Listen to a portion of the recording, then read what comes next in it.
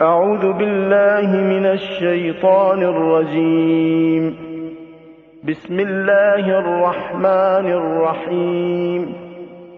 الحمد لله رب العالمين الرحمن الرحيم مالك يوم الدين إياك نعبد وإياك نستعين اهدنا الصراط المستقيم صراط الذين أنعمت عليهم غير المغضوب عليهم ولا الضالين.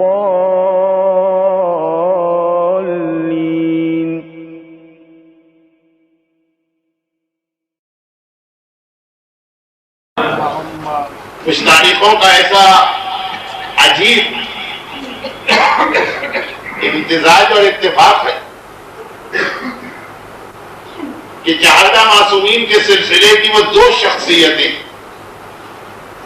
کہ جن کے حالات، جن کی اہم ترین خصوصیت اور جن کی زندگی کا مشن ایک دوسرے سے سب سے زیادہ قریب ہے، انہی دو کی مناسبت رکھنے والی تاریخیں ایک دوسرے کے بعد آ رہی ہیں۔ شہزادی کونین اور چوتھے امام۔ شہزادی کا لفظ ذہن میں آئے تو دو چیزیں جو سب سے پہلے ذہن میں آتی ہیں، ایک حجاب، ایک گریہ اور ماتم۔ چوتھے امام کا لفظ زبان میں آئے تو دو چیزیں امام کے حوالے سے جو سب سے پہلے ذہن میں آتی ہیں، وہ ایک ماتم اور ایک وہ امتحان کہ جس امتحان کو ایک جملے میں یہ کہہ کر بیان کیا کہ الشام الشام الشام۔ اگر خود امام معصوم کے الفاظ میں دنیا کی تاریخ میں شہزادی کونین سے زیادہ ماتم کرنے والا کوئی نہیں گزرا، تو خود انہی امام معصوم کے الفاظ میں میرے دادا علی ابن الحسین سے زیادہ ماتم کرنے والا بھی کوئی نہیں گزرا۔ وہی شہزادی کہ دوسری مجلس میں نے عرض کیا کہ کوئی نئی بات نہیں کہی تھی، آپ ساری زندگی سنتے رہتے ہیں کہ جوانی میں بوڑھی ہوئی اور ایسی بوڑھی کہ 18 سال کی عمر ہے اور بغیر عصا کے نہیں چل سکتی، اور وہی میرا چوتھا امام کہ جوانی میں بوڑھا ہوا، ایسا بوڑھا کہ چچا محمد حنفیہ اپنے قبیلے کو نہ پہچان سکا۔ وہی شہزادی کون ہے جنہوں نے اسلام میں عبادت خانے کی ایک نئی قسم انٹروڈیوس کرائی یا متعارف کرائی۔ مسجد پیغمبر اسلام نے بنائی، مولائے متقیان نے بنائی، امام باڑہ شہزادی کونین نے بنوایا۔ بیت الحزن جسے ہم دنیا کا پہلا امام باڑہ کہتے ہیں، یعنی ایک ایسی عمارت جو صرف اور صرف اور صرف گریہ اور ماتم کے لیے بنائی گئی تھی، تو وہ بیت الحزن جو دنیا کا پہلا امام باڑہ، تو میں اکثر ایک جملہ کہتا ہوں، اور اگر کبھی مولانا شہزادی کے سیرتوں کو ایک ساتھ ملاتے ہوئے بات آگے بڑھائی جاتی تو میں کہتا ہوں کہ دنیا میں جہاں کوئی مسجد نظر آئی، یہ بنو امیہ کے اس حکمران کا فقرہ ہے جس کے بارے میں کہا جاتا ہے کہ بروں میں سب سے کم برا، یعنی عمر ابن عبدالعزیز، کہ دنیا میں جہاں کوئی مسجد نظر آئی اگر علی نہ ہوتے تو یہ مسجد ہوتی ہی نہیں۔ مسجد دیکھو اور علی کو یاد کرو، اور جہاں کوئی امام باڑہ نظر آئے گا، امام باڑے کو دیکھو، اس فاطمہ کو یاد کرو۔ مگر اس امام بارگاہ میں صف اعظم باقاعدگی کے ساتھ بچھانے کا انتظام اور اہتمام میرے چوتھے امام نے کیا۔ تو اس طرح سے دادی اور پوتے کی سیرت آگے بڑھ رہی ہے کہ ان دونوں کو ملا کر اس روایت میں مکمل کر دیا گیا جو اکثر آپ مجالس کے اختتام پہ مسائل میں سنتے ہیں کہ دنیا میں جہاں کہیں ذکر امام ذکر کربلا ہوگا تو دادی اور پوتا دونوں اس میں حاضر ہوگا. چوتھے امام کہاں جا کے بیٹھتے ہیں یہ بھی آپ نے سنا, اور کیوں جا کے بیٹھتے ہیں یہ بھی سنا ہے کہ چونکہ میری دادی اس مجلس میں تشریف لائی ہے اور وہاں پہ جا کے بیٹھی. اور کچھ تاریخوں کا ایسا امتزاج کہ 13 اور 14 جمادی الاول شہزادی کونین سے متعلق تاریخ ہے, تو آج 15 جمادی الاول چوتھے امام سے اہل بیت کے اطہار پر ہونے والے مظالم ایک قسم وہ جو ذہن میں زیادہ واضح طور پہ نہیں آتی. اہل بیت اطہار کے گھر جلائے گئے, اہل بیت اطہار کی گردنیں, اہل بیت اطہار کی اولادیں, اہل بیت اطہار کے گھر والے شہید کیے گئے, اہل بیت اطہار پر کوڑے برسائے گئے. وہ سارے مظالم ذہن میں, لیکن انہی مظالم کا ایک حصہ وہ بھی کہ ظلم کیا ہے دشمنان اہل بیت بنو امیہ بنو عباس نے. مومن کی توجہ وہاں سے ہٹا کر علماء کی طرف لگا دی گئی. یعنی بہت کم امام معصوم ایسے ہیں کہ جن کی ولادت کی تاریخ, جن کی شہادت کی تاریخ متفقہ ہو. دو روایتیں, تین روایتیں ولادت کے حوالے سے بھی ہیں اور شہادت کے حوالے سے بھی. لیکن یہ روایتیں جن کتابوں ذہن میں سے کوئی کتاب ہمارے ان علماء اور مراجع نے نہیں لکھی, جن کو اس حوالے سے بدنام کیا جاتا ہے. یہ دیکھیے, ایک عالم کہتے ہیں 15 جمادی الاول کو ولادت کی شہادت, تو یہ کہتے ہیں شعبان. اس انداز سے دشمنان اہل بیت کے حالات میں دیکھیے, جب پیغمبر اسلام کی حدیثوں کو نہیں چھوڑا گیا, صحیح کے ساتھ جھوٹی حدیثیں اس کثرت کے ساتھ بنا دی گئی کہ 70,000 جھوٹی حدیث بنانے والے کو جب حاکم کوفہ نے پھانسی دی تو پھانسی کے تختے پہ مسکراتا ہوا جاتا اور کہتا ہے کہ مجھے مار دو گے, میں 70,000 حدیثیں اتنی پھیل چکی ہیں کہ ان کو تم ختم نہیں کر سکتے. تو جو واجبات اور حرام, جو دین کی اساس اور بنیاد ہے, جب اس کے اندر یہ ہوا تو تاریخ کے اندر تو بہت زیادہ دخل دیا گیا. یہ بہت تفصیلی اور بہت اہم موضوع, لیکن پہلے سے میرے پاس اتنی ساری باتیں بیان کرنے کی ہیں کہ میں اس تفصیل میں نہیں جانا چاہتا ہوں, صرف اس لیے کہ کچھ لوگ ابھی بھی کنفیوز ہوں گے کہ چوتھے امام کی ولادت کی آج تاریخ ہے یا ماہ مبارک شعبان ہے, جو ہم 3 شعبان, 4 شعبان, 5 شعبان کو 3 دن کا جشن کرتے ہیں. یقیناً وہ بھی ایک روایت ہے, لیکن یہ روایت نہ صرف یہ ہے بلکہ محققین کے نزدیک یہ زیادہ معتبر روایت ہے. البتہ یہ دوسری بات ہے کہ چوتھا امام اس حوالے سے بھی مظلوم کہ چاہے ولادت کی یہ تاریخ ہو اور چاہے ولادت کی وہ تاریخ, مومنین کرام میں وہ شوق, وہ جذبہ نظر ہی نہیں آتا. آج تو ویسے بھی چھٹی کی رات ہے, عام بھی کوئی تقریب ہوتی تو مومنین کو زیادہ ہونا چاہیے. آپ نے دیکھا ہوگا برادر محمد علی جب یہ مائک لگا رہے تھے تو میں نے ان سے ایک سوال کیا تھا. میں نے سوال کیا تھا کہ آپ کو دبئی آئے کتنا عرصہ ہوا؟ اس لیے کہ میرا تو طریقہ کار ہی ہے کہ مجمع کو میں کبھی آگے نہیں آنے دیتا, اور خصوصاً آج کی تاریخ جس میں پہلے ہی سے مجھے معلوم کہ کتنے مومنین واپس آئیں گے. لیکن یہ چوتھے امام کے حوالے سے آج کی رات ہو کہ وہ رات, بہرحال یہ شفا ان لوگوں سے تو کرنا بیکار ہے, تو آ گئے, ان سے کہنا جو نہیں آئے.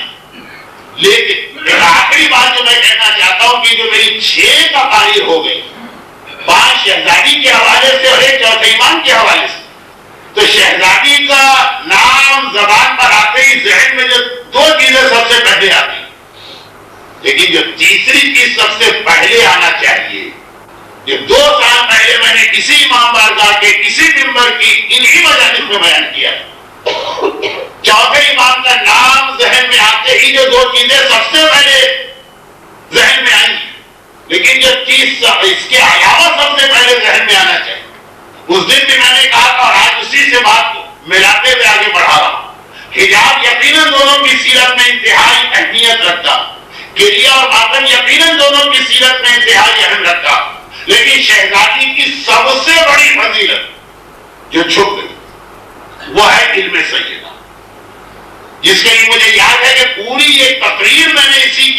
وہ ساری حدیثیں آپ کے سامنے پیش کی کہ معصومین کو بھی یہ اندازہ تھا. یہ اندازہ میں کہہ رہا ہوں محاورت، ورنہ وہ علم غیب کی وجہ سے جانتے ہیں کہ ہمارے چاہنے والے بھی ہماری دادی ہر فضیلت میں غور کریں گے، علم کی جانب ذہن جائے گا.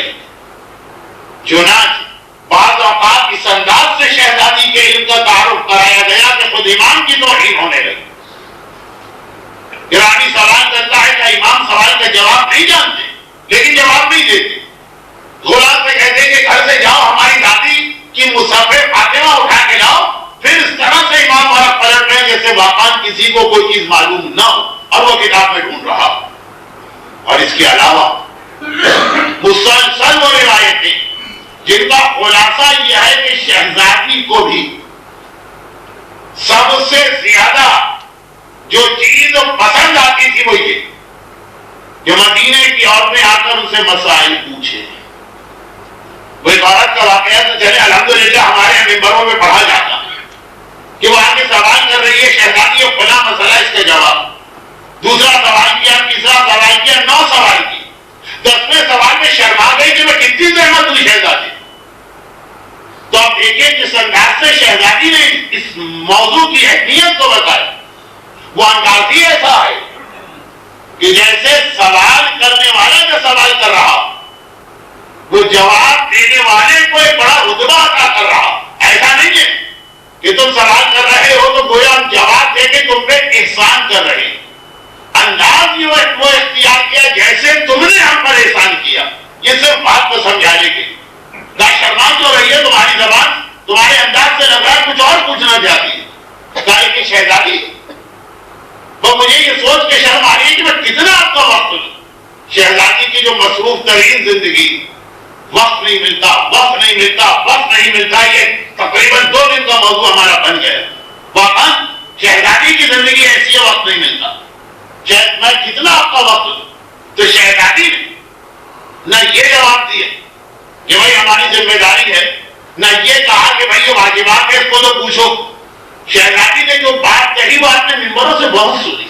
اس کو میں بیان کر رہا ہوں تو مجھے خود بھی ذرا عجیب سا لگ رہا کہ وقت ویسے ہی یہاں کے اعضاء خانے میں بعض انتظامی مسائل کی وجہ سے کم ہوگا، مگر یہی تو کہا جو میں اپنے الفاظ میں کہتا ہوں. اس وقت الفاظ کو بیان کر کے سمجھانے کا موقع نہیں کہ اگر ایک کام کی اجرت 50 درہم اور ایک آدمی بہت تھکا پڑا 50 درہم دے گی وہ نہیں آئے، میرے پاس وقت نہیں ہے بہت ہے. لیکن اگر 50 درہم کے کام کے لیے آپ اس کو 1000 درہم کی آفر کریں وہ اپنی زندگی کو خطرے میں بھی آئے گا، اس لیے کہ اتنی زیادہ اس کو اس کام کی اجرت مل رہی. شہزادی نے یہی تو فرمایا کہ تمہیں کیا پتا. مثال تو وہ دی تھی نا کہ مزدور سے کہا جائے اینٹ اٹھا کے مکان کی چھت پہ لے جاؤ. یہ اتنی مشہور روایت ہے، اتنی مرتبہ ممبروں میں پڑھی جاتی کہ بعض چہروں کی حیرت مجھے حیرت زدہ کر رہی کہ لگ رہا ہے کہ انہوں نے یہ روایت سنی. خلاصہ یہ کہ 100 درہم کے کام کے لیے 5000 درہم کسی کو دیے جا رہے ہیں، سب کے بن جائے. شہزادی نے کہا تمہیں کیا پتا مسئلے کا جواب دینے سے کتنا ثواب اس جواب دینے والے کو مل رہا. یعنی انداز کچھ ایسا ہو گیا کہ جیسے تم سوال کر کے ہمارے حق میں نیکی کر رہی.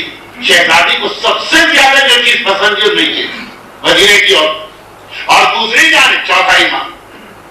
چوتھے امام کے حوالے سے تو میں اتنی بار یہ بات کہہ چکا ہوں کیونکہ اتفاق ایسا ہے کہ گزشتہ 24-25 سال سے چوتھے امام کی شہادت کی تاریخوں میں اسی خطے میں ہوتا ہوں، یہ دبئی ہے شان.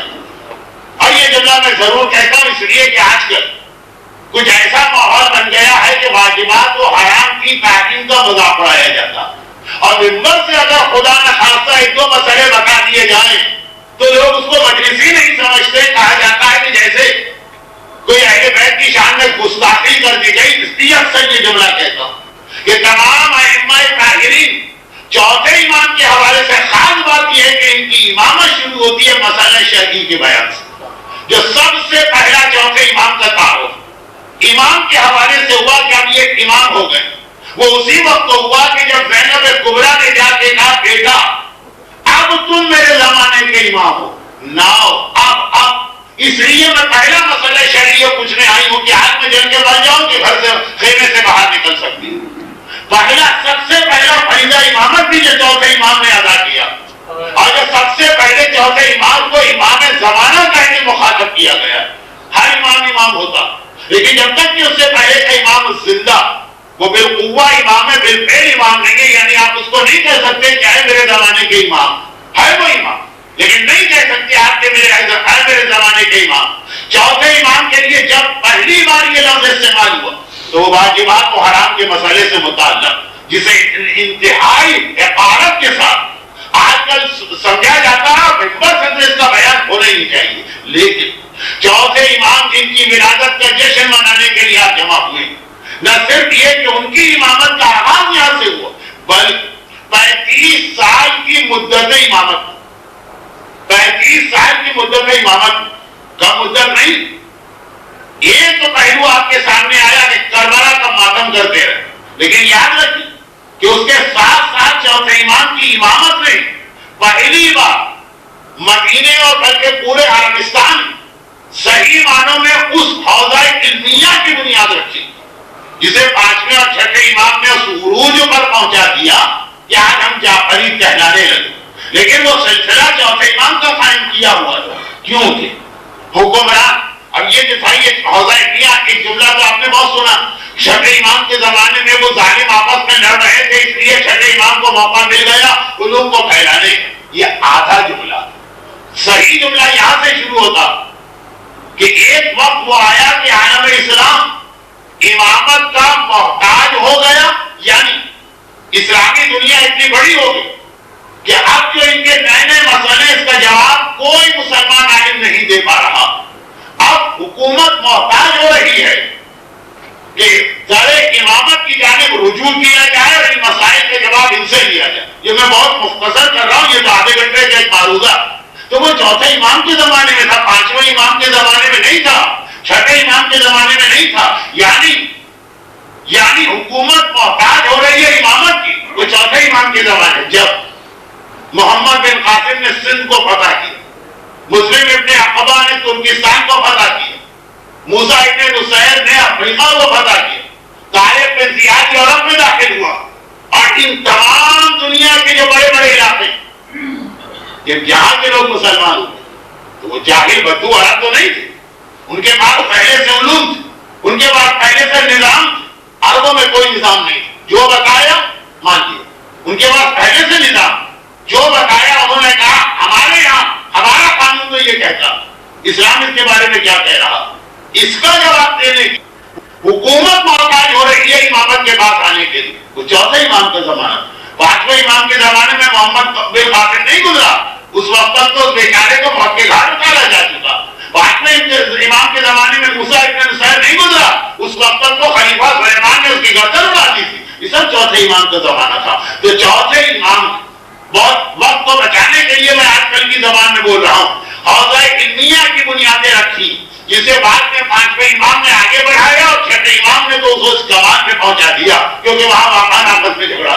چوتھے امام کا زمانہ کہ محتاج تھے حکومت، اور یہ دیکھ کر کہ اس وقت عالم اسلام میں اتنے سارے نئے نئے مسئلے پیدا ہو رہے ہیں، عام مسلمانوں میں بھی شوق ہوا کہ چوتھے امام کی شاگردی اختیار کرے۔ جس روایت کو میں نے محفل کی شروع میں بیان کیا کہ جی وہ دادی اور پوتا دونوں مجلسوں میں آتے، وہ روایت کا بیک گراؤنڈ کیا؟ امام ظہری۔ اب کیا اس کا بیک گراؤنڈ ہے کہ وہ اتنے بڑے تھے کہ اپنی قوم کے امام کہلاتے، مگر اتنے بڑے بنے کیسے؟ چوتھے امام کی شاگردی اختیار کرتے۔ تو چوتھے امام کی شاگردی کا مطلب کیا تھا کہ چوتھے امام کربلا کی سفیدہ بچھانے کے ساتھ اسی کے بالکل پیرلل، اسی کے ساتھ، اسی کے پہلو پر مدرسہ دینی کی وہ بنیاد رکھی مدینے کے اندر، جہاں پہ اپنے اور پرائے شیعہ اور غیر شیعہ سب آگے امام سے استفادہ کرتے، اور یہی لوگ آگے چل چل کے اپنے قوم کے امام بننے لگے۔ تو اب چوتھے امام کی سیرت اہم ترین تین ہی پہلو، نمبر ایک عزاداری جو امام کی شہادت کی مجلس میں آپ بخوبی سنتے ہیں، نمبر دو دعا جو صحیفہ کاملہ کے حوالے سے، نمبر تین جسے سب سے کم سنا جاتا کہ سب سے زیادہ چوتھے امام کیونکہ اسلامی کی اور مدارس کی اور حوزہ علمیہ کی بنیادیں رکھی۔ جو کچھ ہوا وہ بعد میں، وہ لوگ بنیاد رکھنے والے نہیں ہیں، نعوذ باللہ، لوگ سے مطلب یہ معصوم پانچویں اور چھٹے، ان کو جو مدرسہ میراث میں ملا وہ اس کو ترقی دینے والے، بنیاد میرے چوتھے امام نے رکھی۔ اس لیے ان کی ولادت کے جشن میں ابتدائی جشن دو تین ایسے شرعی مسئلے بیان کر رہا ہوں جو میری 5 دن کی مجالس میں آئے اور بہت سرسری طور پہ ہم آگے بڑھ گئے. تو یہ خیال کرتے ہوئے کہ آج تو صرف وہی لوگ آئیں گے کہ جو مجھے سننا چاہتے ہیں. اس سے پہلے کی مجالس میں تو وہ لوگ آئے تھے کہ جو شہزادی کو پرسہ دینا چاہتے ہیں, پڑھنے والا کوئی ہی کیوں نہ ہو. بہت مختصر, زیادہ وقت نہیں ہوگا اس لیے کہ مجھے احساس ہے کہ 2 دن میں نے بہت زیادہ آپ کا وقت لے لیا. بہت چھوٹی چھوٹی باتیں. نمبر 1, جو کچھ لبے لباب تھا 2-3 مجالس کا, وہ یہ کہ زیادہ دولت کے پیچھے نہ پڑو, ضروریات پوری ہو جائیں تو یہ کافی. لیکن اب بالکل پیور فیملی مسئلہ کہ مکان ہو, کہ گاڑی ہو, کہ زیورات ہو, کہ لباس ہو, کہ طرز زندگی, کیا اسلام نے وہ لائن ڈرا کی ہے جس کے آگے حرام ہے؟ کون سی منزل, کون سی چیز ایسی ہے جس کو کہا جائے کہ اب یہ شخص فضول خرچی یا اسراف میں داخل ہو گیا؟ وہ لفظ جو میں نے دیور کے حوالے سے استعمال کیا وہ کوئی نیا لفظ نہیں ہے, خود قرآن میں آیا. ان المبذرین کانوا اخوان الشیاطین, فضول خرچی کرنے والے شیطان کے بھائی. کسی مومن کو, کسی گروہ کو شیطان کہنا, شیطان کا بھائی کہنا, یہ قرآن تک میں آیا. سورہ بنی اسرائیل معراج کی رات کی آیت پیغمبر پہ نازل ہوئی. تو اب یہ فضول خرچی کہتے ہیں کسے؟ اس کا کرائٹیریا کیا؟ بہت مختصر, اس لیے کہ بات کا مکمل رہ جائے. اس کا معیار ہے 2 جملے یہاں پہ آتے ہیں. عام آدمی کے ذہن میں چاہے وہ عمل کرے کہ نہ کرے, ذہن میں خیال آئے جو ضرورت سے بڑھ کے آدمی خرچ کرے. اور شریعت میں اس کا معیار ہے جو اپنی حیثیت سے بڑھ کے خرچ کرے. ضرورت الگ چیز ہوتی ہے, حیثیت الگ چیز ہوتی ہے. ضرورت وہ جو شریعت نے اس پہ زیادہ زور دی کہ کوشش یہ کرو کہ اتنا ہی کماؤ, اتنا ہی خرچ کرو جو ضرورت کے مطابق. لیکن اجازت یہاں تک دی ہے کہ چلو اس سے زیادہ بھی وہاں تک جا سکتے ہو جو تمہاری حیثیت, اور حیثیت کو شریعت طے نہیں کرتی ہے, معاشرہ طے کرتا. بہت مختصر میں بات کر رہا ہوں اس لیے کہ ایک تو موضوع بڑا خشک ہے, اور دوسرا یہ ہے کہ آج کی تقریب میں تو ساری 5 دن کی 5 دن کی ساری محنتوں کا خلاصہ حیثیت. ضرورت اگر آپ کی 2 بیڈ روم سے پوری ہو رہی ہے لیکن حیثیت ایسی ہے کہ آپ 4 بیڈ روم کا فلیٹ رکھ سکتے ہیں تو اس کی اجازت. اور حیثیت طے کرنا معاشرہ, یعنی لوگوں کو پتا چلا کہ آپ نے فلاں گاڑی خریدی. اگر لوگوں نے حیرت کے ساتھ ان کے پاس کہاں سے اتنا آ گیا کہ ایسی گاڑی خریدی, اس کا مطلب یہ ہے کہ آپ نے حیثیت سے زیادہ خرچ کیا. اور اگر آپ نے گاڑی خریدی بڑی اچھی, لوگوں نے کہا ہاں بھائی اتنا کما رہے ہیں, تو کوئی تعجب نہیں ہے کہ اگر ان کے پاس ایک گاڑی آ جائے. اس کا مطلب یہ ہے. میں مسائل کی تفصیل میں نہیں جا رہا, خالی ایک اشارہ. اس کے بعد ایک مسئلہ نمبر 2 سنی, اور یہ مسئلہ نمبر 2 چونکہ پہلے مسئلے سے ذرا سا ریلیٹڈ بھی, اس لیے میں نے اس کو دوسرے نمبر پہ رکھا. کوئی چیز کہ حج ایک ایسی عجیب عبادت ہے کہ جس پر واجب ہو جائے تو ذرا سی کوتاہی کرے تو یا یہودی کی موت مرتا ہے, یا عیسائی کی موت مرتا ہے, یا اسلام سے باہر جاتا ہے, یا قرآن اسے کافر کہتا ہے, یا کم از کم یہ مسئلہ شرعی رہتا کہ ساری زندگی پھر حج رہے گا, چاہے بھیک مانگ کر ہی کیوں نہ حج کرنا پڑتا جب واجب ہو. لیکن اگر کسی آدمی پہ حج واجب نہیں ہوا اور اس نے اپنے شوق میں اور اپنے خلوص کے ساتھ اور کعبے کی محبت میں حج کر لیا, یہ حج کافی نہیں ہے. زندگی میں جب کبھی شریعت کے اعتبار سے حج واجب ہوگا دوبارہ جانا ہوگا. حج کے حوالے سے جو بات مشہور ہے کہ ایک بار حج ہو جائے پھر دوبارہ نہیں ہوتا, مگر کون سا حج؟ یہ شرائط کے ساتھ. اور شرائط کے حوالے سے آج کل ایک بہت غلط فہمی پھیل رہی, مردوں میں نہیں عورتوں میں. آدھا مسئلہ سمجھنے کے نقصانات. فقہائے کرام کہتے ہیں کہ عورت ایک وقت آتا ہے جب زیور دیکھ کر اس کے لیے حج پہ جانا واجب, لیکن وہ وقت کب آتا؟ وہ وقت جوانی میں نہیں آتا. اگر جوانی میں کوئی عورت زیور دیکھ کے حج پہ چلی بھی گئی تو اس کے اوپر دوبارہ حج آ جائے. مسئلہ یہی ہے کہ جب تک کہ زیور عورت کی حیثیت کے مطابق, جوانی ہے ایک عورت زیور پہنتی اور اتنا زیور ہے جتنا اس کی حیثیت کے مطابق ہے, اسے بیچ کے حج پہ جانا واجب نہیں. اگر چلی بھی جاتی واجب ہے کہلائے گا. لیکن یہی عورت جب بڑھاپے میں داخل ہوگی, کہ ویسے عورت کبھی نہیں بوڑھی ہوتی ہے لیکن ہوتی شرم ہوتی, جب یہی عورت جب بڑھاپے میں داخل ہوگی, جب یہ زیور پہننا چھوڑ دے گی تو یہی والا زیور تب بیچ کر اس کو حج کے اوپر جانا واجب ہے۔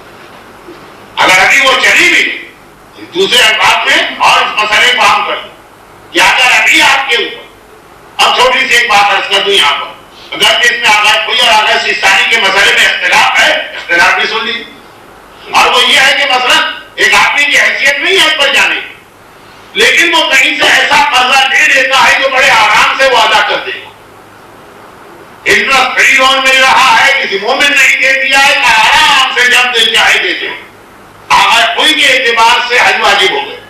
لیکن آغاز سیستانی کا وہی مسئلہ ہے جو مشہور مسئلہ ہے کہ جس پر قرضہ ہو وہ حج نہیں کر سکتا۔ وہ کہتے ہیں اگر آپ نے حج کر بھی دیا تو یہ کام نہیں آئے گا، یعنی پھر کبھی دوبارہ اپنی حیثیت بھی جاتی تو دوبارہ حج کے اوپر جانا پڑے گا۔ تو زیور کے حوالے سے تو تمام مراجع ایک ہی بات کہتے ہیں۔ ہاں، مہر ایک ایسی چیز بن سکتی کہ اگر عورت کا مہر اتنا ہے جس سے وہ حج کرے تو اس کا مطالبہ کر کے حج پہ جائے، مگر زیور نہیں۔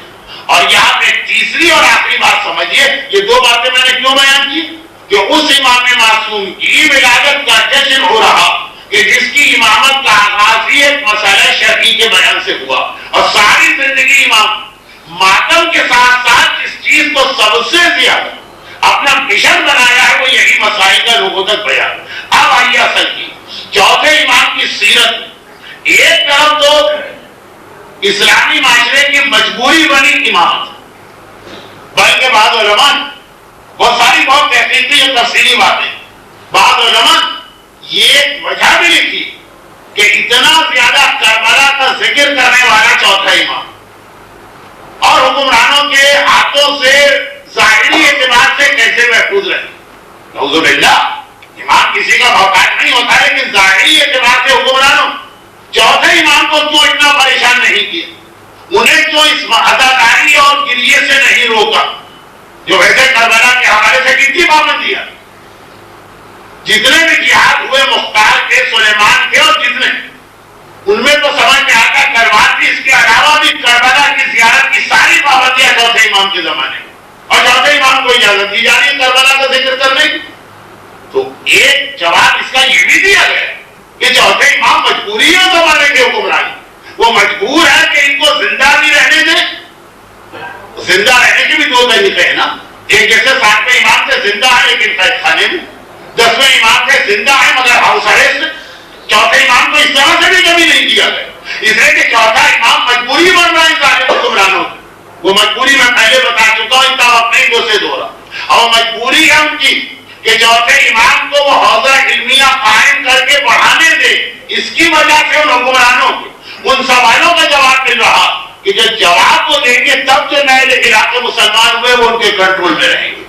غرض اس سے دھوکہ بھی ہو رہا، لیکن چونکہ اس میں اسلام کا فائدہ اس لیے اسے برداشت کیا گیا کہ جواب خلیفہ کی جانب سے جاتے ہیں تو وہ جو نئے مسلمان میں سمجھتے ہیں کہ یہ کتنا بڑا عالم ہے، واقعی نہیں جانشین رسول بننے کے لائق، مگر ٹھیک بجائے اس کے، ٹھیک ہے دھوکہ ہو رہا ہے لوگوں، لیکن بجائے اس کے کہ جواب ہی نہ جائے، اور یہ لوگ جو اسلام میں آئے پھر چلے گئے، یہ اسلام تو سوال کا جواب ہی نہیں دے پا رہا۔ امام نے یہ قربانی دی کہ شہرت اس کی، نام اس کا، اس کی غلط حکومت کو جواب ملتا ہے، لیکن اسلام باقی رہے۔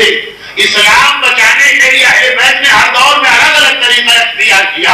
یہ چوتھے امام کا اتحاد ہے کہ اسلام برقرار رہے، جواب یہاں سے جائے گا، عہدہ یہاں بنے گا، تربیت پا کے وہ حکمران یہاں سے نکلے، تربیت پا کے وہ علماء یہاں سے نکلیں گے جو نوکری حکمرانوں کی کریں گے، وہاں جا کے وہ بنیں گے فقیہ، وہاں جا کے بنیں گے شیخ الاسلام۔ لیکن بہرحال اس کا فائدہ یہ کہ جو نئے نئے مسلمان ہوئے ان کا اسلام بچ جائے گا۔ بات کی اگلے مرحلے ہم ان کو بتا سکیں گے کہ صحیح کون ہے غلط کون ہے، لیکن کب بتائیں گے؟ جب وہ مسلمان رہیں۔ اگر وہ اسلام چھوڑ کے دوبارہ کفر میں چلے گئے پھر ان کو اس سے کوئی غرض ہی نہیں ہے کہ صحیح امام کون ہے اور جھوٹا خلیفہ کون ہے۔ تو یہ جہاد چوتھے امام کا ہے جس کی جانب کم توجہ ہوتی ہے، مگر یہ اس سوال کا جواب بنتا کہ کیا وجہ ہے کہ ایک سے ایک ظالم، یزید کوئی آخری ظالم حکمران نہیں تھا، اس کے بعد بھی ایک سے ایک ظالم گزرے۔ وہ چوتھے امام کے اپنے بیٹے جناب زید کو جس طرح سے شہید کیا گیا، اور مختار کے جہاد سے لے کے زید کے جہاد کے درمیان جس طرح کربلا کو روکا گیا، چوتھے امام کو کیوں نہیں روکا گیا؟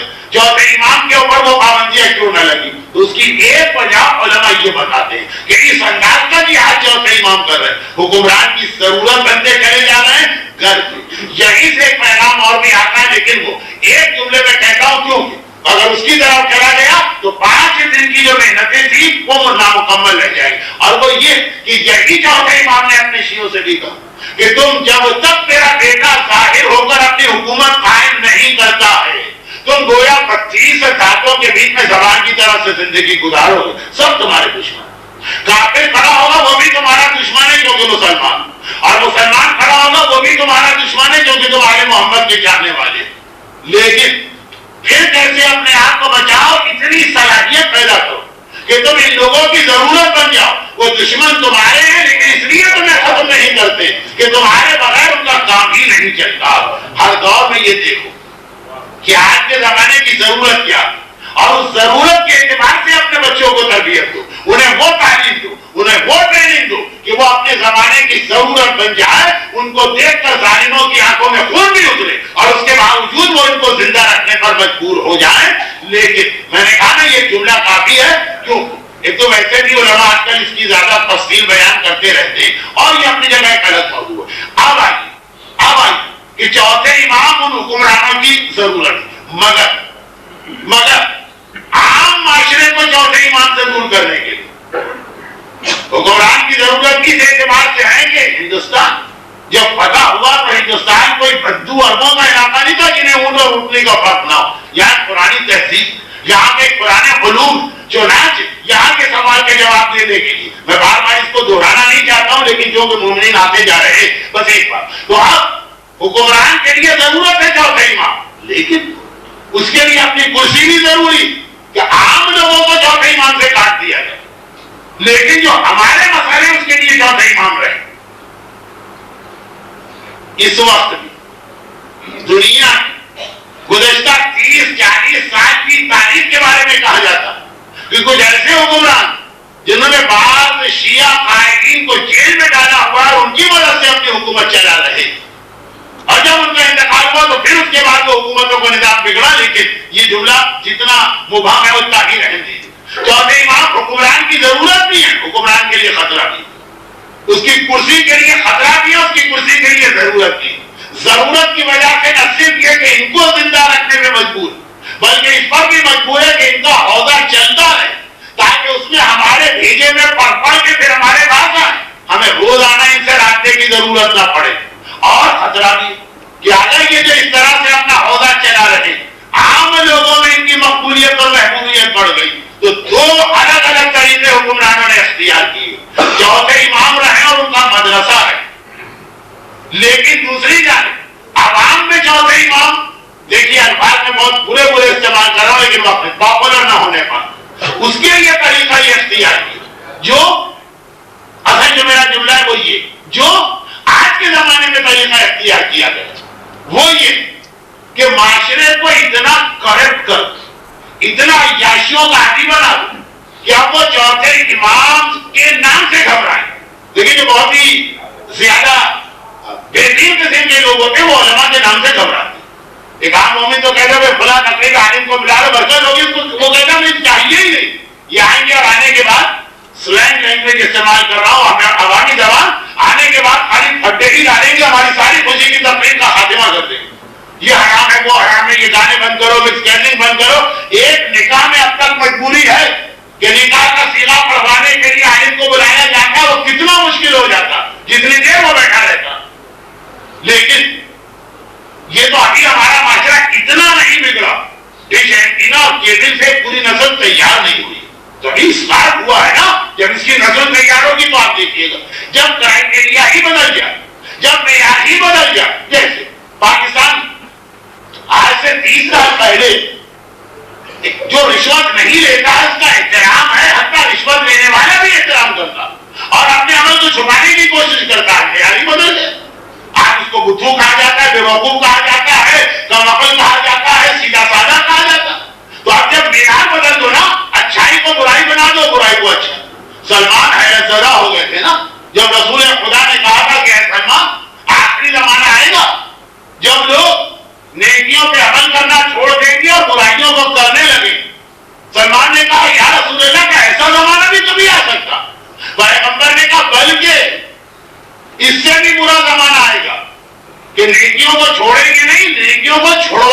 دوسروں سے. خالی گناہ کریں گے نہیں، گناہ کروائیں گے. جو جس کے لیے فقہی لفظ وہی ہے جو حدیث میں آیا کہ امر بالمنکر کریں گے، نہیں انل معروف کریں گے. ایک تو ہوگا خود گناہ کرنا، ایک ہے امر بالمنکر، لوگوں کو گناہوں کی ترغیب دیں گے. سلمان بے ہوش ہوتے ہوتے بچے. یا رسول اللہ، کیا ایسا زمانہ بھی کبھی آ سکتا ہے آپ کی چاہنے والا؟ پیغمبر نے کہا سلمان اس سے بھی برا زمانہ آئے گا جب نیکی برائی بن جائے گی اور برائی نیکی بن جائے گی. رشوت نہ دینے والا بے وقوف قرار پائے گا، شراب پینے والا عقلمند قرار پائے گا. اب تو سلمان یقین ہی نہیں کر پا رہے ہیں، وہ زمانہ سامنے آ رہا. لیکن چوتھے ایمان کے زمانے پہلی بار باقاعدہ طور پر ایک منصوبے کے تحت یہ ماحول بنایا گیا. اب ذرا سا یہ جملہ میں کہتے کہتے رک گیا، لیکن پھر کہہ گیا تھوڑی دیر کے لیے دشمن اہل بیت ان کے بن کے ذرا سوچیے کس طرح سے امت کو اہل بیت سے دور کیا جائے. ہم نے علی کو دور رکھنے کے لیے علی کے سارے فضائل چھپا دیے، علی کے جتنی فضیلتیں تھی وہ دوسروں کو عطا کر دی. اس کے بعد بھی آخر گھوم کے لیے امت علی کے دروازے پہ پہنچی اور یہی کہا کہ آپ ہی کو حکمران بنانا ہے، کسی اور کو نہیں. جبکہ علی کا کوئی نام بھی نہیں جانتا ہوگا. پوری ایک نسل گزری ہے 25 سال، وہ سب لوگ چلے گئے جو علی کے فضائل دیکھے ہوئے تھے، اور ان 25 سال میں علی کی فضیلتیں بیان ہی نہیں ہوئی، بلکہ چھین کر علی کی فضیلتیں دوسروں کو دی جا رہی. جیسے نیلام ہوتا ہے نا، کسی گھر میں قبضہ کیا، بھائی کس کو چاہیے یہ چیز، وہ فلاں کو سیف اللہ بنا دیا، فلاں کے پاس ایک کے بدلے رسول کی 2 بیٹیاں پہنچا دی. پورا سلسلہ آج کا موضوع مولا نہیں، لیکن نتیجہ کیا نکلا؟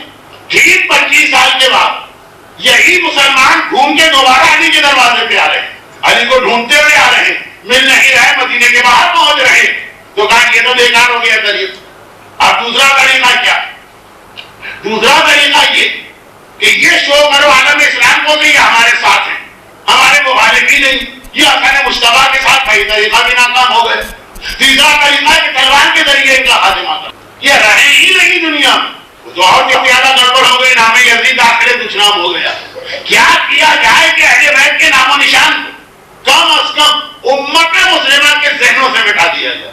اب چوتھا طریقہ چوتھے امام کے زمانے میں ہوا. چوتھا طریقہ ہے چوتھے امام کے زمانے. وہ کیا کہ اتنا مسلمانوں کے اخلاق کو، کردار کو، کیریکٹر کو اتنا بگاڑ دو، اتنا بگاڑ دو، اتنا بگاڑ دو کہ وہ آل محمد کے نام سے اس لیے گھبرائیں کہ اگر کہیں ان کو اقتدار مل گیا تو یہ ہمارے اللے پللے ختم ہو کے رہ جائیں گے.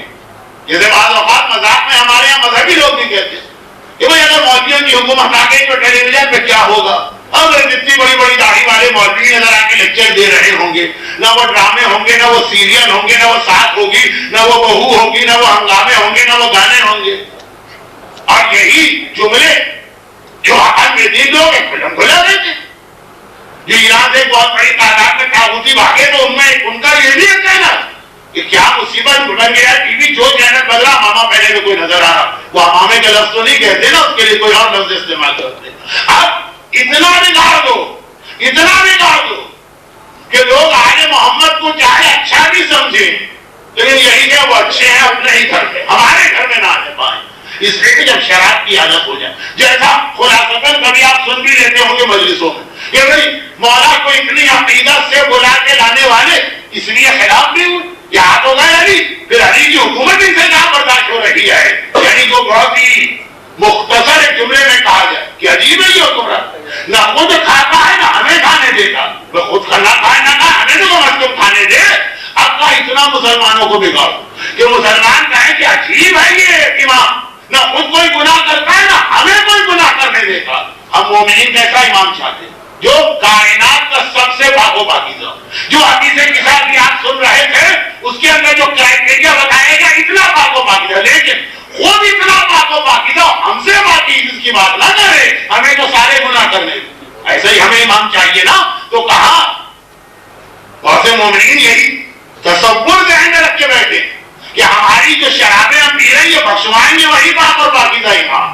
جو ہم جھوٹ بول رہے ہیں، جو لوگوں کا حق مار رہے ہیں، جو ہم کاروبار میں فراڈ کر رہے ہیں، جو ہم والدین کے ساتھ، اچھا ضرورت پڑی ہے کہ مجمع کو ذرا سا بڑھایا جائے.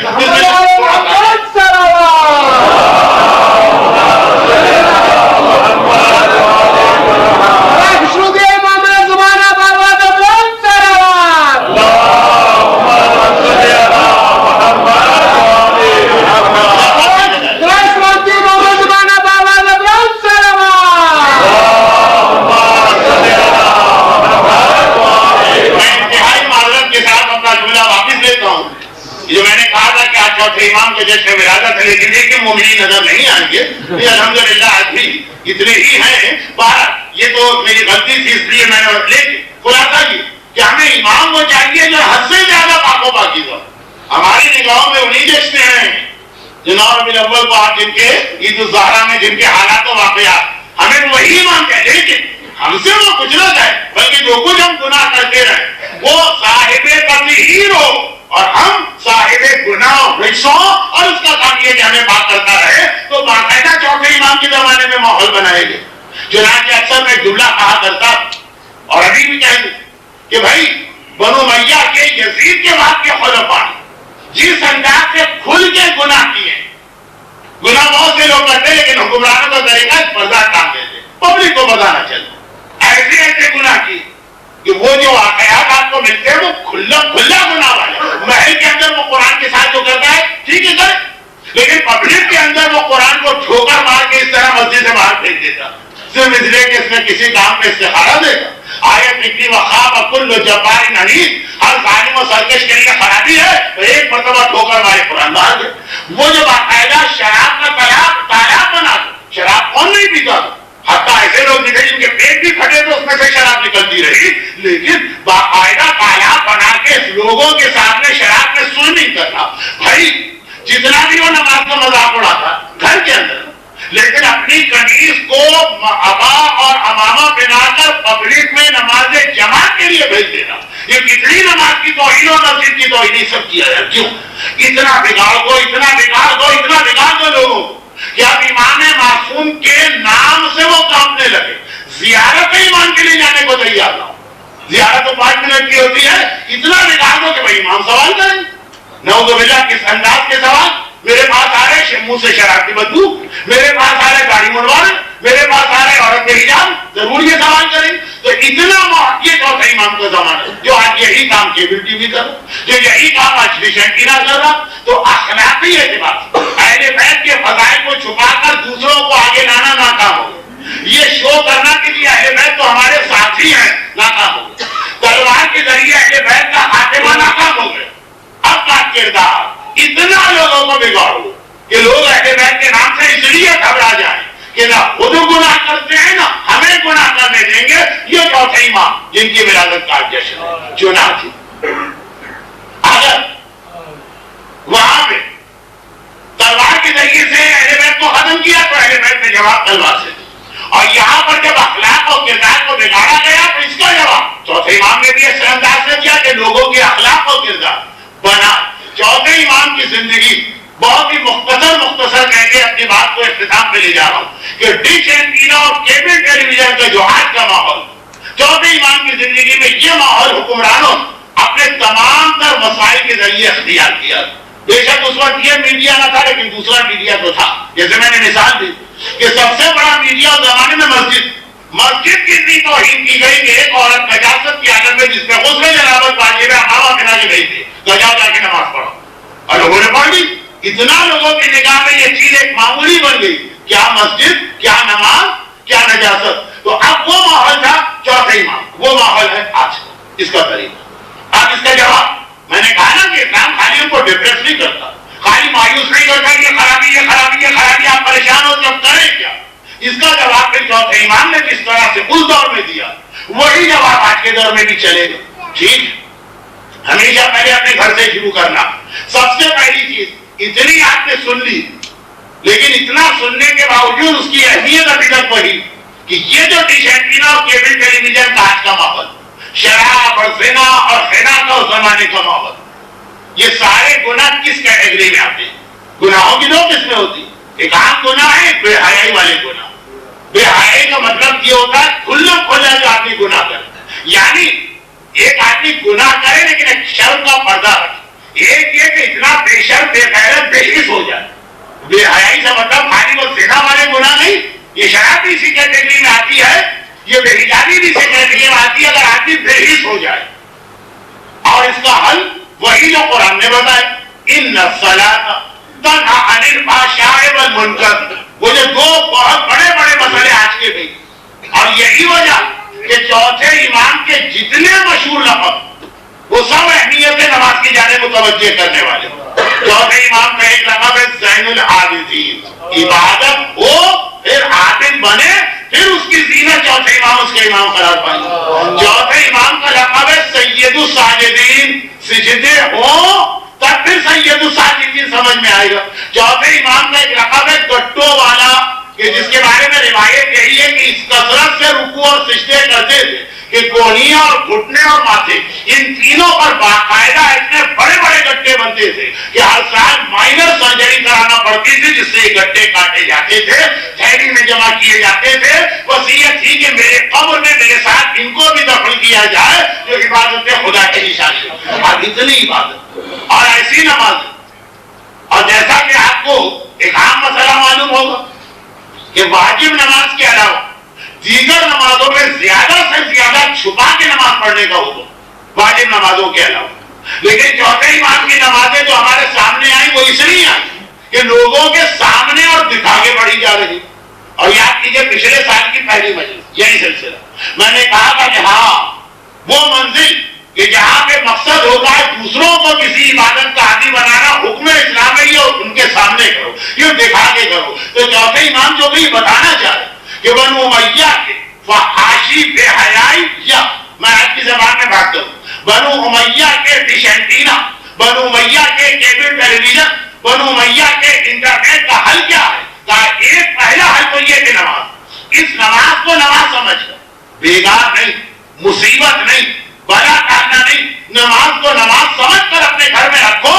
جب خدا کا یہ وعدہ ہے کہ بے حیائی اور گناہوں سے روکے گی، یہ بہترین ٹریننگ اور تربیت ہے اس ڈش اینٹینا کا جواب دینے کی۔ ہمیں جو کہ اس کی اہمیت کا اندازہ نہیں ہے اس لیے ہم اسے بہت معمولی عبادت سمجھتے ہیں، لیکن ایک بہت بڑا اس مسئلے کا حل وہ نماز جو شروع ہی اللہ اکبر کے اعلان سے نہیں ہوتی ہے۔ اللہ اکبر کا اعلان تو ہے لیکن ایکشن کے ساتھ، خالی اللہ اکبر نے ہاتھ اٹھاؤ جو امام کہتے ہیں یہ ایک پیغام ہوگا کہ میں نے دنیا کی ہر چیز کو چھوڑ دیا، وہ جب دنیا کو چھوڑ دو تو ڈش اینٹینا کا جو سب سے بڑا فتنہ وہ وہاں ختم ہو جائے، بشرط یہ کہ ذہن میں یہ ہر نماز کے وقت خیال آئے۔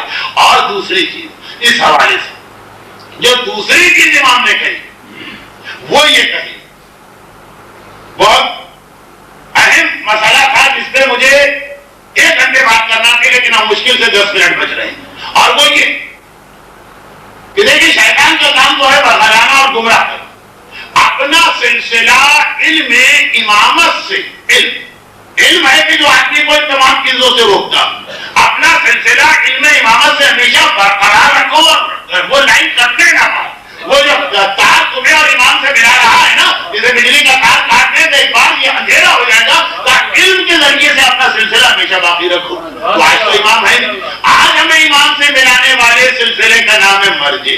اگر ایک طرف ڈش اینٹینا اور کیبل کی اتنی خرابیاں ہیں تو جو ان کو روک سکتا ہے، آپ دیکھیں نماز کا آج کتنا مذاق اڑایا جائے، کتنا باقاعدہ ان کو پہلے ماحول تھا لوگ نماز نہیں پڑھتے لیکن احترام کا کھلا صاحب نمازی۔ اب آیات میں ضرورت ہے، رشتہ کے اشتہار میں آتا تھا کہ یہ لڑکی پابند صوم و صلاۃ ہے، ایک چیز تھی معاشرے جہاں پہ آج لکھا ہوتا ہے کہ یہ گرین کارڈ ہولڈر ہے یا امریکن نیشنلٹی والی ہے، پہلے یہاں پہ آتا تھا یہ پابند صوم و صلاۃ، یہ چیز معاشرے میں عزت والی چیز تھی ایک زمانے، اب تو مذاق اڑایا گیا تھا، اور تو اور ممبروں میں سے نماز کا مذاق اڑایا گیا تھا۔ دوسری جانب مرجعیت، آج غالباً ہماری قوم میں سب سے زیادہ جو پسندیدہ موضوع وہ علماء، مجتہدین اور مراجع کی توہین، اور اس کے بھی 2 طریقے، ایک کھلم کھلا توہین اور ایک انڈائریکٹ طریقے کی توہین۔ آخری زمانے کی نشانیوں میں جملہ یہ بھی تو ہے نا کہ فتنوں کی شدت ہو، شدت الفتن بنا آپ تیاری کر رہے ہیں ماہ مبارک رمضان کی۔ ماہ مبارک رمضان میں اللہم انی نشکو الیک فضل نبینا وغیبت ولینا صلواتک علیہ وآلہ وغیبت ولینا وشدت الفتن بنا، فتنوں کی شدت۔ اور آخری زمانے میں کہا گیا کہ فتنوں کی، بہت توجہ سے یہ بات سنیے گا کیونکہ وقت نہیں ہے اور میری بات غلط فہمی بھی پیدا کر سکتے، فتنوں کی سب سے زیادہ بدترین قسم کیا ہوتی ہے؟ فتن سب سے بدترین فتن، سب سے بدترین فتنہ جس کے حوالے سے میں نے دوسری مجلس میں بات کہی تھی، مگر وہ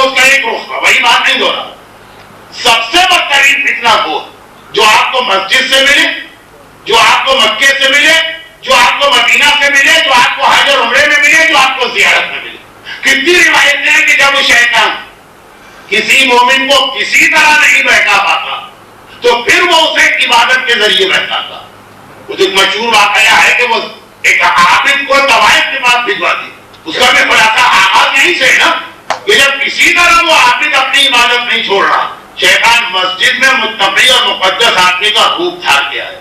یہ خود ایک بہت بڑا موضوع ہے لیکن آپ سنتے رہتے. اب آج چھوٹی سی ایک بات کہہ رہا ہوں, یہ بات بہت بڑی ہے لیکن وقت کی کمی اور باقاعد مجمع کے مثلا بڑی کثرت کے ساتھ لوگ زیارتوں پہ جا رہے ہیں.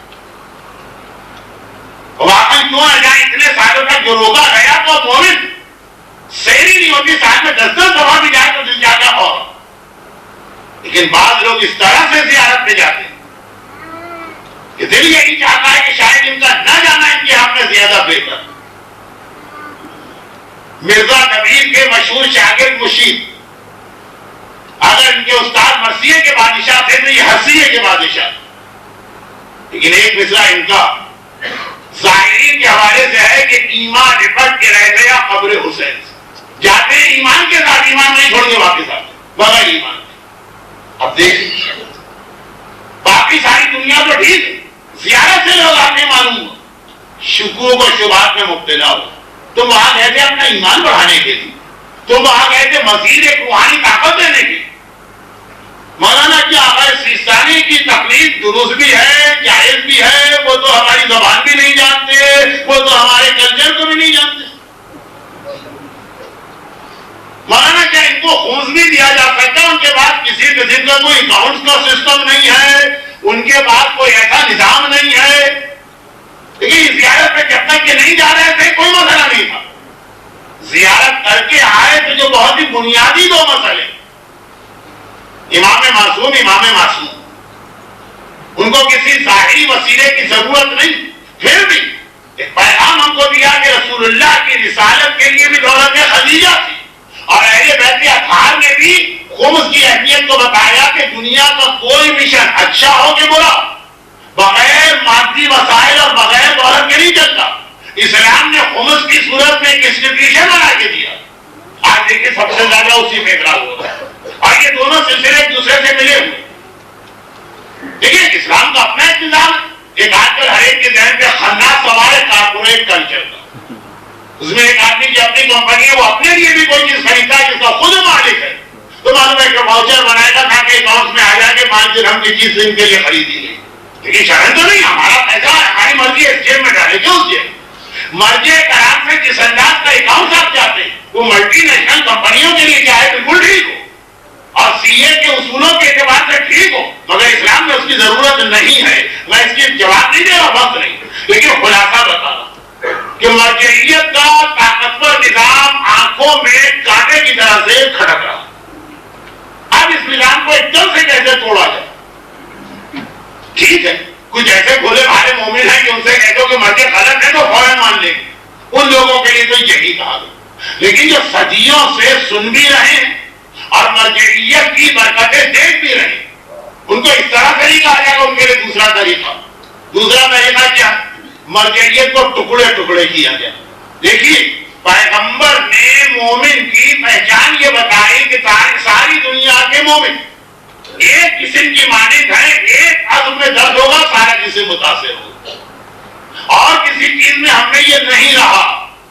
کم از کم مرجعیت کی اندر ہمارا ایک متحد پلیٹ فارم تھا.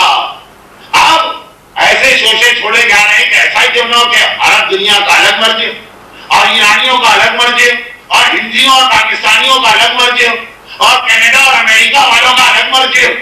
وہ جو اب تک خالی رہتے ویسے ہر چیز میں مومن بے جگہ ہونا چاہیے, باقی میں تو نہیں. ہر آدمی اپنے اپنے حالات میں, مگر ایک باقی ماندہ چیز رہ گئی تھی علمی بنیاد پر.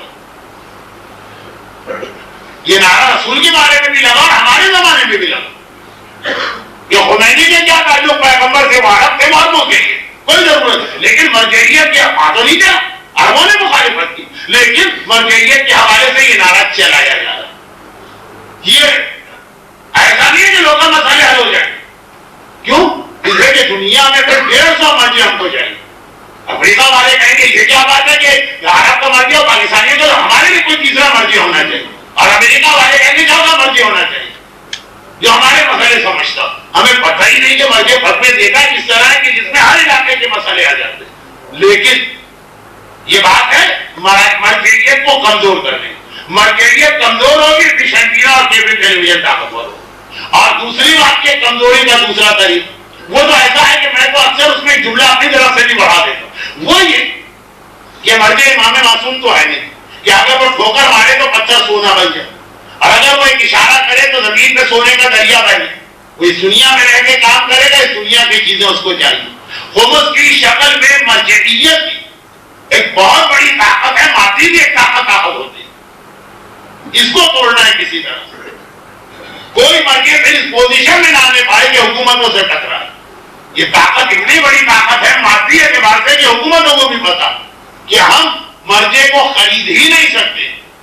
وہ خریدے کہ اس وقت جب اس کو ہم کچھ بیچے وہ ہم سے زیادہ فنڈ رکھتا.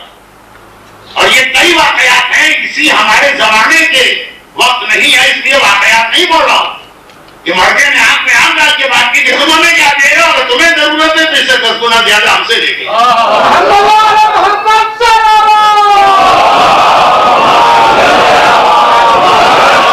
لیکن یہ بڑی مرجع کہے گا جب باقان اس کی جیب میں اتنے پیسے ہوں.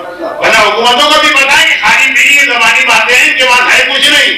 ان کو بھی معلوم ہے کہ واقعی ہے. اب اس کو توڑا جائے، اب اس نظام کو توڑا جائے. چنانچہ آپ دیکھیں گے مرجع کو کمزور کرنے کے طریقہ خمس کے حوالے سے شکوک و شبہات.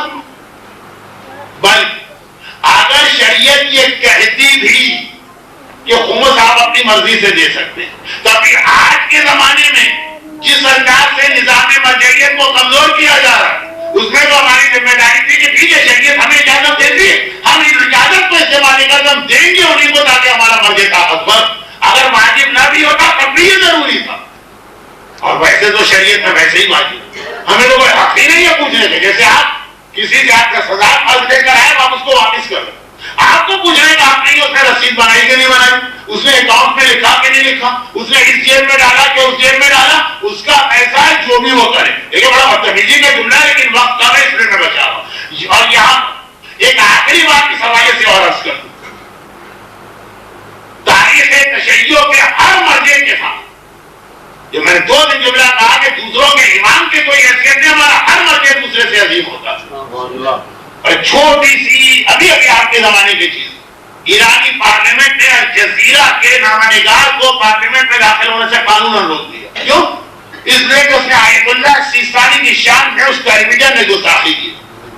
اور آج کتنے لوگ آپ کے سامنے ایسے آئیں گے کہ نام لیں گے رہبر کا اور ہمارے سیستانی کی شان میں گستاخی کرو. ہمارے سامنے ہے کہ ایک غیر شیعہ اور ٹیلی ویژن چینل چلانے والا جس پہ ہر قسم کی چیز آتی ہے، مگر اتنا عظیم مرجع آغا سیستانی ہے کہ ان کی شان میں گستاخی کی گئی، باقاعدہ پارلیمنٹ کا قانون بن گیا. یہ آ نہیں سکتا پارلیمنٹ، ہماری مسجدوں میں آ سکتا، ہمارے ممباروں میں آ سکتا، بلکہ سر پہ بھی بٹھایا جا سکتا ہے. سوچنا چاہیے کہ شیطان میں بیٹھا تو نہیں رہا. اس میں ایک بات کہتا ہوں کہ آغا سیستانی کی ایک ایسی آج کل نصیحت ہے کہ جو آتا ظاہرین کے جتنے گروپ ان کے پاس جاتے ہیں وہ ایک نصیحت ضرور کرتے ہیں. یہ وہی کیبل اور ڈش اینٹینا کا ایک ضمنی نقصان، اور وہ یہ ہے کہ اپنی زبان کو کبھی نہ چھوڑنا. آج کل انگلش کا خناس چھایا ہوا، اس لیے یہ پتا ہے کہ جتنی آسانی سے انگلش کے ذریعے لوگوں کو بہتایا جا سکتا. میں انگلش کا مخالف نہیں ہوں، لیکن اس وقت کے حالات کے تحت ایک بات کہنا چاہوں. انگلش ہے شیطان کی زبان، اور اپنی جو زبانیں ہیں یہ ہے اسلام کی زبان. اب وہ بہتانے کے لیے چاہتا پہلے ہر آدمی اس کی زبان بولنے لگا. جو تجربے یورپ اور امریکہ میں ناکام ہو چکے ہیں، وہاں کے زمانے میں آیا پوری آزاداری انگلش میں کرنا ہے، گھوم کے دوبارہ اردو پہ آ گئے. اور یہاں پہ یہ ہے کہ ہمارے پاکستان کے اندر میں کراچی میں جاتا ہوں جی، وہ سوسائٹی کے علاقے میں تو انگلش کی مجلس ہوگی، مولانا آپ کا وہاں کوئی کام نہیں. لیکن یہ ان کو بھی نہیں پتا کہ ہم کس کے ہاتھ میں کھیل رہے ہیں. یہ آغا سیستانی نے ہر ایک سے یہ نصیحت کی ہے، ہر ایک سے یہ وصیت کی. یہ مرجع کی نصیحت تھی تو میں نے آپ کو پہنچا دیا. مرجعیت کی مخالفت میں جو باتیں ہو رہی اس کا ایک آخری خلاصہ اور پیش کروں، وہ یہ کہ پھر آخر میں انٹرنیٹ کو بھی استعمال کیا گیا. کوئی بھی فتویٰ چاہے انٹرنیٹ پر ہی کیوں نہ ہو آپ اس پر عمل نہیں کر سکتے. کچھ اگر گنجائش ہے تو ان فتووں جس میں باقاعدہ عربی زبان میں آغا کے دفتر کی جانب سے عربی میں فتویٰ ہو، آغا کی مہر ہو، اور پھر اس کا انگلش ترجمہ ہو. وہ بھی ترجمہ نہیں، وہ اصل پڑھیے کہ سوال کیا آپ کا ترجمہ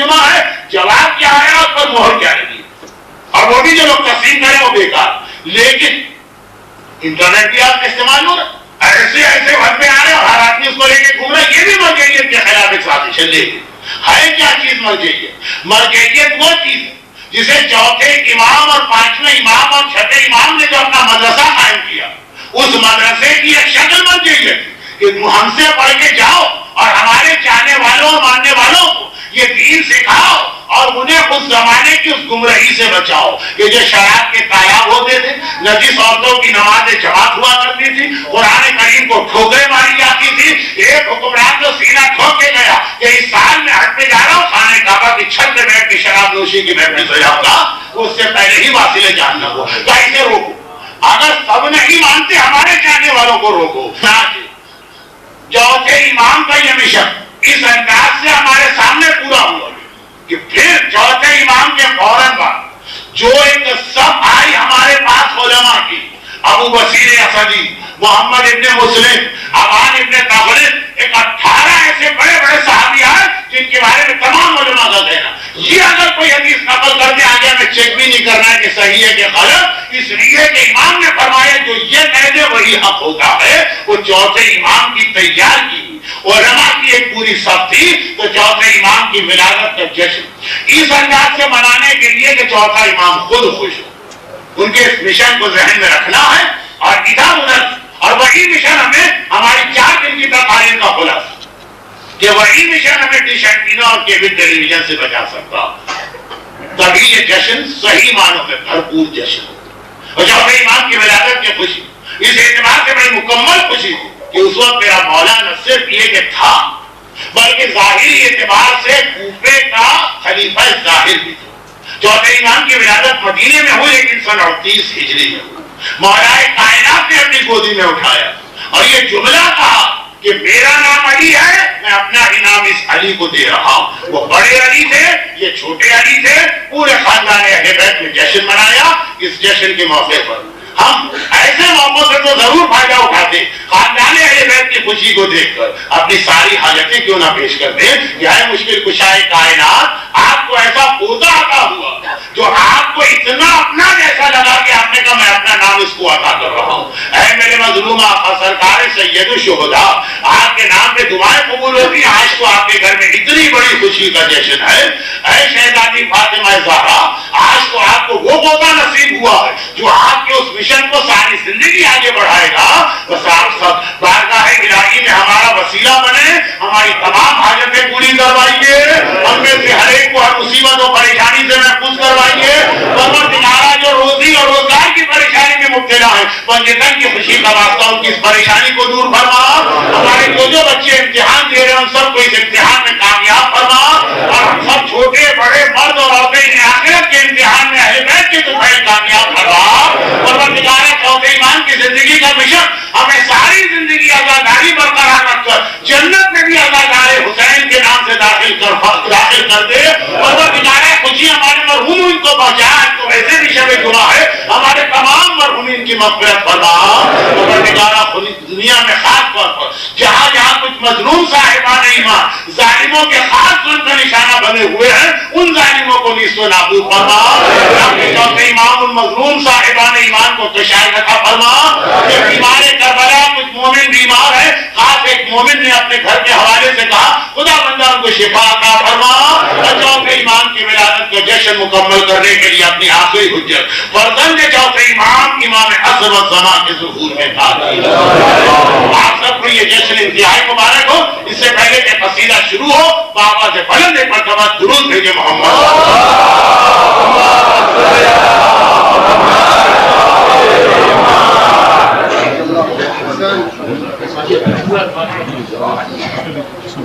وعلى محمد صلى الله عليه وسلم۔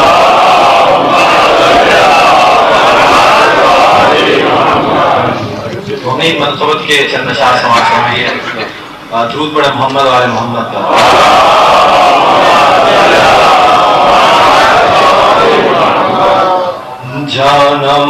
جانماز لفظ سجدہ میں بھی کروں،